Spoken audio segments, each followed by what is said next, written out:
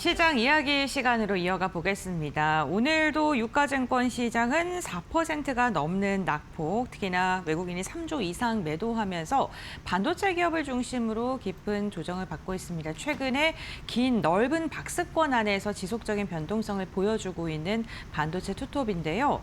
하지만 시장에서 바라보는 시각은요, 반도체 기업들 지금 과도하게 저평가되어 있다. 여전히 성장성은 무궁무진하다. 이렇게 긍정적인 전망과 함께 지금 과도하게 경쟁이 펼쳐지면서 조금은 조정을 받을 때가 됐다라는 의견이 팽팽하게 엇갈리고 있는 상황입니다. 우리가 어떻게 시장 전략을 세워야 되는지 지금부터 알아보겠습니다. 파이낸셜 리서치의 박철순 대표와 함께합니다. 안녕하십니까? 네, 안녕하세요. 네, 반갑습니다. 우선 간밤에 또 이 반도체에 대한 우려감을 좀 키울 수 있을 만한 이슈가 등장을 했죠. 샌디스크가 실적 발표했는데 기대치에 조금 못 미치는 이러한 실적과 가이던스를 내놨습니다. 반도체 투톱 여전히 좀 매력적이라고 저희가 바라봐야 될지 대표님께서는 어떻게 보실까요? 네, 조금 전에 이제 언급해 주신 것처럼 네. 이제 샌디스크가 실적 발표를 했는데 네. 사실 분기 실적은 상당히 좋았습니다. EPS도 좋았고 매출도 좋았는데 3분기 이제 가이던스가 시장 예상치를 조금 하회를 하다 보니까 투자 심리가 조금 약화됐던 것도 있고요. 그 다음에 이제 기본적으로 최근에 미국 증시 같은 경우도 메모리 반도체 중심으로 해서 반등이 세게 좀 나왔었기 때문에 차익률로 인해서 그러니까 간밤에 미국 증시가 좀 흔들렸던 모습들이 있었고 그런 영향들이 또 우리나라 증시에도 작용을 하고 있는 상황이라고 보시면 될 것 같습니다. 일단 지금 단기적으로 이제 7월 말부터 시작해서 마지막 거래일부터 지금까지 세게 반등이 좀 나오다 보니까 단기성 차익률들이 좀 추락해 다니면서 다시 한번 변동성이 또 확대되는 모습이고요. 그러다 보니까 지금 삼성전자와 SK하이닉스가 오늘 각각 6에서 10%대 하락하고 있는 모습인데 결론부터 말씀을 드리면 여전히 단기성 자금이 아니라 중장기적인 투자 자금이라고 한다면 여전히 지금은 분할 매수 관점으로 접근이 가능한 상황이라고 보여집니다. 일단 AI 수요로 인해서 메모리 공급 부족은 계속적으로 진행이 되고 있고 장기화될 걸로 보고 있는데 지금 우리가 알고 있는 삼성전자, SK하이닉스, 그다음에 마이크론까지 해서 글로벌 3대 메모리 기업 자체가 디램, 특히나 HBM이라든지 범용 디램이라든지 모두 다 2027년도까지 판매가 다 완료가 됐다라는 소식이 들렸습니다. 그만큼 수요가 굉장히 지금 강한 상태이고 이미 공급은 거의 끝나 있는 상황이다. 그래서 내년까지도 사실 물량이 좀 부족한 계속 상황들이 확실시되고 있는 상황이기 때문에 역시나 메모리 수요가 견졌다는 것들을 계속적으로 우리가 확인을 하고 있다라는 점 참고하시면 될 것 같고요. 거기다가 이제 아무래도 AI 서버용 HBM이 전체 디램 수요의 한 70% 정도를 담당하고 있기 때문에 범용 디램 쪽도 지금 공급이 굉장히 부족한 상황입니다. 그러다 보니까 범용 디램 쪽도 계속적으로 쇼티지가 지속될 가능성이 있다라는 점도 기억하시면 좋을 것 같고요. 그다음에 이제 디램뿐만이 아니라 낸드까지도 지금 공급이 거의 다 완판이 되고 있는 상황입니다. 지금 2027년도 생산 물량이 대부분 다 낸드도 지금 선판매가 됐거나 조금 늦게 되는 기업들 같은 경우는 이번 달 말까지는 다 완판이 될 걸로 예상을 하고 있어서 이제는 디램뿐만 아니라 낸드 쪽까지도 공급 부족이 심화가 되고 있는 상황이다라는 점도 긍정적인 요인 중에 하나다라고 보시면 될 것 같고요. 그리고 지금 아무래도 공급이 부족한 상태이다 보니까 메모리 공급자들이 지금 빅테크라든지 이런 고객사 쪽으로 원하는 수요의 한 60에서 한 70% 정도밖에 주지를 못하고 있는 상황입니다. 그만큼 공급이 부족한 상태고 그렇다면 가격 협상력에서 우위를 가져갈 수가 있기 때문에 당분간 또 가격이 계속적으로 인상될 가능성도 있고 지금 업계에서 바라보는 것도 2분기에도 가격이 올라왔지만 3분기에도 가격 인상 효과는 계속적으로 이어질 가능성이 높다고 보기 때문에 가격 인상과 더불어서 수익성 개선도 조금 더 이어질 가능성이 충분히 있다라는 점도 장점이다라고 보시면 될 것 같고요. 더 좋은 건 뭐냐면 실적에 대한 전망치는 워낙 좋은 상황이었는데 역시나 7월달 급락 이후에 지금 밸류에이션 매력이 굉장히 부각이 되고 있는 상황입니다. 12개월 선행 PR을 봤을 때 지금 어제 종가 기준으로 보면은 삼성전자, SK하이닉스가 한 4.2배 정도 되거든요. 역대급 저평가 구간인 거는 여전히 맞다라는 판단이고요. 거기에 오늘 각각 6에서 10% 정도 추가적인 하락이 나왔기 때문에 지금 4배 미만까지 내려간 상황입니다. 그래서 일단 지금 역시나 중장기적인 자금을 베팅할 분들 같은 경우는 삼성전자와 SK하이닉스는 분할로 당연히 담아가야 되는 코어 자산이다라고 생각하시면 될 것 같고요. 다만 지금 아무래도 이제 실적 발표가 계속 이어지고 있는 상태이고 또 고용 지표라든지 아니면 또 9월 FOMC라든지 여러 가지 또 이슈들이 있기 때문에 단기적인 성향의 어떤 투자를 하시는 분들 같은 경우는 일단 반도체도 약간의 변동성이 있기 때문에 조금 주의가 필요하다라는 점도만 기억을 하시면 좋을 것 같습니다. 네, 메모리 기업들의 실적의 성장성 그리고 마진율에 대한 기대감은 여전하다라고 이야기를 해주셨는데 그런데 이러한 마진율, 영업이익률에 대한 우려가 커진 게 애플과 같은 이 빅테크 기업들이 중국 기업과의 손을 잡으면서 그 협력 소식 들려왔고 결국에는 이러한 게 우리나라에는 조금 부정적인 영향을 미칠 수 있다라는 분석까지 이어지고 있거든요. 이런 게 가격 인하로 뭐 이어지진 않을까요?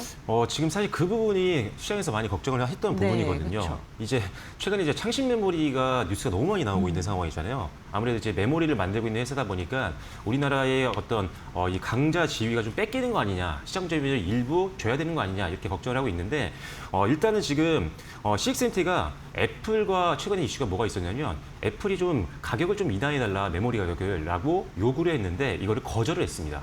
그 이유가 뭐냐면 지금 아무래도 모든 영역에서 AI가 적용이 되면서 메모리가 필요한 기업들이 굉장히 많은데 중국에도 엄청난 규모의 기업들이 있죠. 뭐 화웨이라든지 아니면 샤오미 같은 기업들이 있는데 이미 이 회사들과 장기 공급 계약을 이미 이 창신 메모리도 하고 있는 상황이어서 뭐 아쉬울 게 없다라는 거죠. 굳이 애플이라고 해서 가격을 인하해 줄 필요가 없다라는 판단입니다. 이미 공급은 부족한 상태이기 때문에 훨씬 더 유리한 위치에 있다라는 거죠. 그렇게 되면 애플 입장에서도 사실 우리나라와 가격 협상을 할 때 우리 가격 인하 안 해주면은 우리가 중국 메모리 쓸 거다 이렇게 좀 약간 요구를 할 수 있는 부분들이 있었는데 이게 이번 이슈로 인해서 완전히 내려갔다라고 좀 개인적으로 보고 있는 상태입니다. 왜? 창신 메모리를 쓴다고 해도 가격을 낮출 수가 없는 상황이거든요. 오히려 뉴스를 통해서 나왔던 내용들을 보면은 창신 메모리가 삼성전자와 SK하이닉스와 비슷한 가격 또는 그 이상을 요구했다라고 해요. 그래서 지금 애플 입장에서 굉장히 지금 난감한 상황이 좀 된 상황이죠. 그래서 일단 창신 메모리가 뭐 저가 공세를 통해서 우리나라의 시장을 잡아먹는 게 아니냐라고 걱정하셨던 분들이 있다면 이번 이슈로 어느 정도는 이게 악재가 해소가 됐다라고 보시면 되기 때문에 일단 그 이슈에 대해서는 너무 걱정하지는 않으셔도 될 것 같습니다. 네, 알겠습니다. 창신 메모리가 만약에 또 이런 식으로 시장의 파이를 커 나가게 된다면 영업이익률이 또 어떻게 나올지 좀 궁금해집니다. 이러한 시장 속에서 메타가요, 첫 AI 코딩 에이전트인 뮤즈 코드를 공개를 했습니다. 그런데 성능이 아니라 가격으로 승부를 보겠다 이러한 언급도 같이 한 것으로 알려졌는데요. 이러한 에이전트 공개가 메모리 업계에는 또 어떠한 영향을 미칠까요? 일단은 뭐 긍정적이라고 보고 좋겠죠. 있습니다. 네, 왜냐면 지금 이 뮤직코드 출시가 단순히 어떻게 보면 AI 모델 경쟁이 아니라 AI를 통해서 이제 메타도 수익을 창출하겠다라는 그런 전략이거든요. 실제로 이제 엔트로픽의 클로드 대비했을 때 성능은 현저히 좀 떨어진다라고 알려져 있는데 네. 그래서 이 사람들이 지금 경쟁을 하기 위해서 어떤 전략을 쓴 거냐? 가격을 많이 낮췄습니다. 그렇기 때문에 가격을 낮췄기 때문에 이제 개발자 입장에서는 좀 쉽게 좀 접근할 수가 있다는 거죠. 부담이 좀 줄어들기 때문에. 그래서 많은 개발자들이 이런 것을 사용하게 된다고 한다면 여기서 좀 수익을 창출하겠다라는 전략이라고 보시면 될 것 같고 결과적으로 이 AI 코딩 에이전트 수요가 늘어나면 늘어날수록 여기에서는 당연히 GPU라든지 우리나라가 잘 만들고 있는 메모리 수요가 늘어날 수밖에 없는 상황이어서 결국은 AI 경쟁은 우리나라 메모리 기업들에게는 수혜가 될 수밖에 없다. 이렇게 해석을 하시면 될 것 같습니다.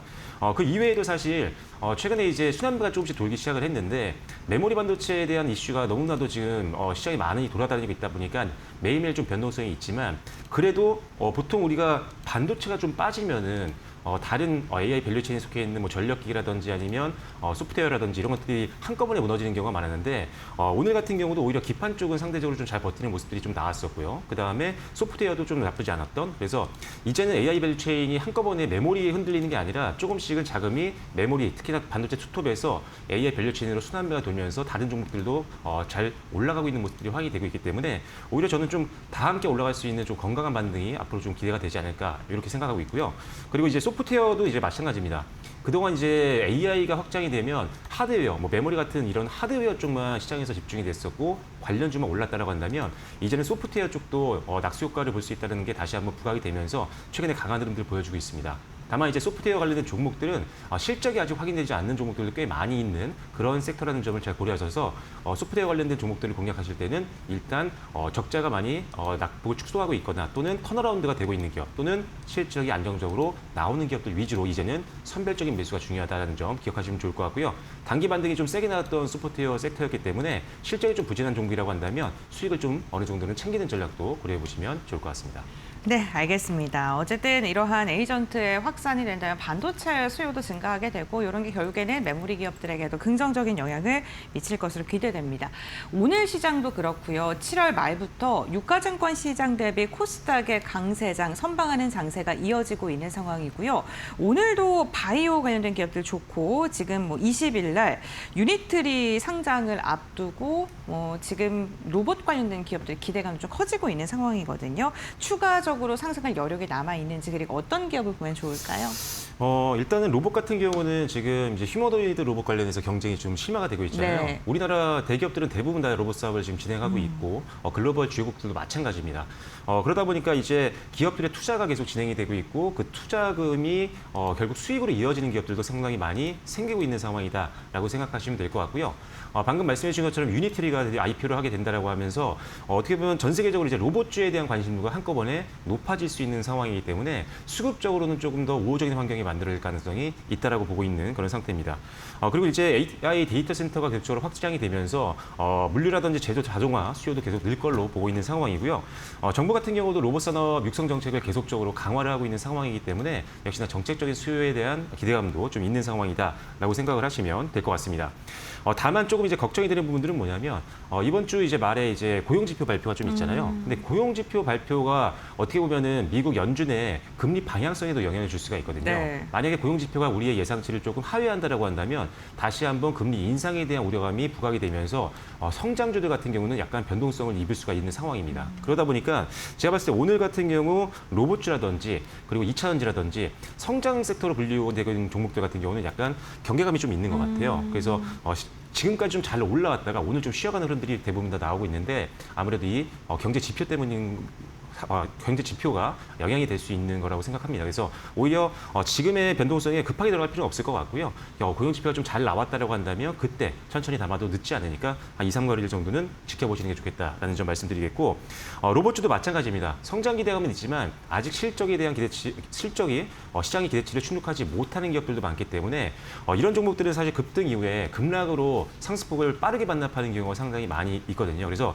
제가 봤을 때는 일단 대기업들과의 어떤 협력 관계가 있는 기업들이 좋을 것 같고요. 그리고 아까 유니트리가 상장하게 되면 사실 휴머노이드 로봇이라든지 완제품을 만드는 기업들은 경쟁 구도가 생길 수가 있기 때문에 상대적으로 조금 악재로 더 작용할 수도 있거든요. 그렇다면 반대로 부품주라든지 이런 것들은 오히려 중국 쪽으로 수출을 할 수도 있는 문이 열려 있는 상태이기 때문에 완제품보다는 당분간은 부품주를 좀 보시는 게 좋을 것 같다. 그리고 실적이 나오는 종목들을 보시면 좋을 것 같은데 그런 관점에서 보면은 SPG가 그래도 상대적으로 상당히 상위권에 있는 종목이라고 생각을 합니다. 일단 SPG는 분기별이나 연도별로 봤을 때 영업이익과 순이익이 계속적으로 흑자를 기록하고 있는 기업이고 작년 대비했을 때 올해 전망치도 상당히 높게 평가가 되어 있는 상황입니다. 실적도 올해 급증이 예상이 되고 있는 상황이고 거기에 추가적으로 지금 삼성전자가 지금 계속적으로 로봇 쪽에 본격적인 이제 투자를 하고 있고 사업을 강화를 시키고 있는 상황인데 삼성이 투자한 기업이 이제 레인보우 로보틱스가 있죠.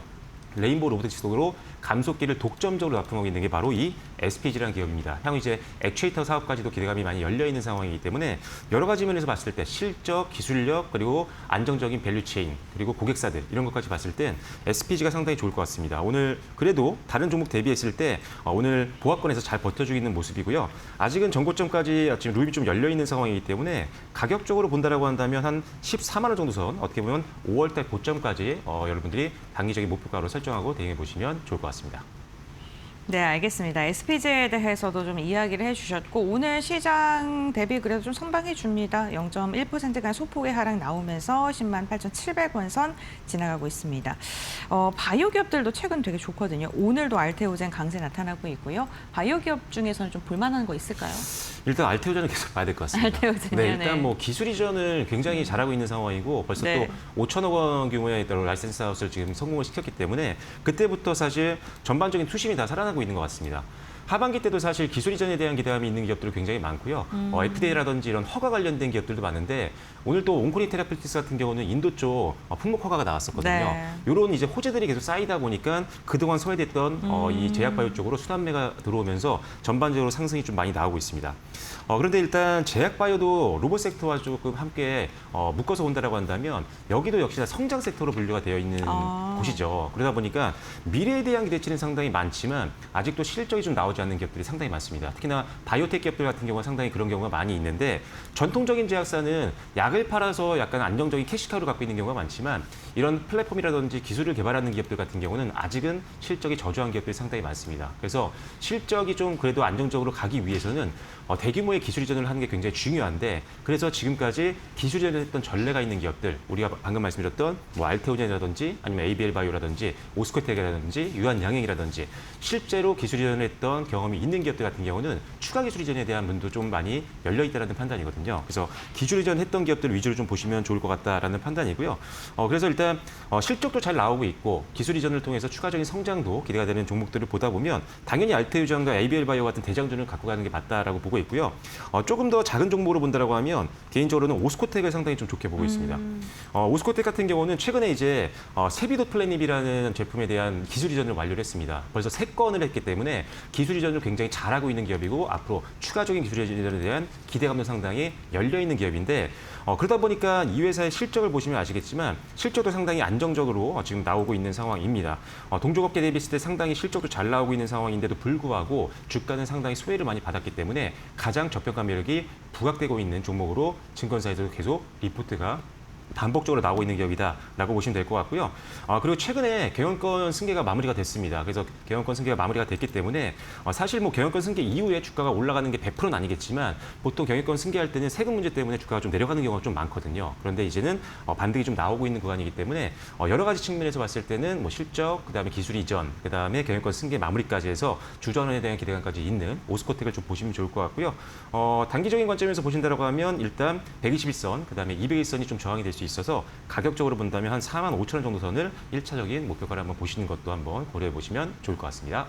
네, 알겠습니다. 이 널뛰기 증시가 이어지면서 시장에 대한 고민도 좀 깊어지실 것 같은데 종목을 선정하고 좀 대응할 때 어떤 기준으로 저희가 대응을 하면 좋을지 간략하게 좀 부탁드릴게요. 네, 일단 반도체 쪽 섹터는 여전히 지금 계속 우리가 가져가야 되는 섹터라고 생각이 됩니다. 네. 뭐 펀더멘탈이 훼손된 건 전혀 없고요. HBM이라든지 DRAM, 이제는 낸드까지도 공급 쇼티지가 지속이 되고 있는 상황이기 때문에 일단 실적에 대한 기대치가 너무나도 높다라는 거죠. 오히려 조정은 매수의 기회가 될 수 있기 때문에 천천히 좀 담아가는 전략으로 한 30% 정도는 포트폴리오에 어느 정도 매수를 해놓는 게 좋겠다라고 말씀을 드리겠고요. 그 이외에도 뭐 전력기기라든지 변압기, 전선, 그다음에 전력 인프라, 뭐 냉각 솔루션 이런 AI 밸류 체인들도 수단배가 계속 돌 가능성이 있습니다. 한동안 계속 조정을 받았기 때문에 실적 대비 저평가 매력이 있는 종목들이 상당히 많기 때문에 이들 섹터들도 여러분들이 메인 섹터로 여러분들이 포트폴리오에 담아놓는 게 좋을 것 같고요. 네. 다만 이제 지금 급한 매수보다는 일단 조정 시의 분할 매수 관점으로 접근하는 게 좋겠다는 점, 그리고 추가적으로 일단 고용보고서 발표가 굉장히 중요한 이번 주 이벤트입니다. 그래서 고용 발표 이전에는 조금 현금 보유라는 걸 좀 가지고 있으시다가 고용 지표가 잘 나온다라고 하면 다음 주에 시장 반등 보시면서 그때 비중을 좀 늘리는 전략으로 단기적인 대응은 해보시면 좋을 것 같습니다. 네, 알겠습니다. 어쨌든 반도체 기업들에 대한 중장기 성장성에 대해서는 여전히 긍정적으로 평가해 주셨고요. 지금 금리와 연동돼서 굉장히 중요한 힌트를 주는 고용 지표 확인하고 조금 더 여유롭게 시장을 바라보자라고 말씀해 주셨으니까요. 투자 전략 세우시는 데 참고해 보시기 바랍니다. 대표님과의 말씀 여기까지 나누겠습니다. 고맙습니다.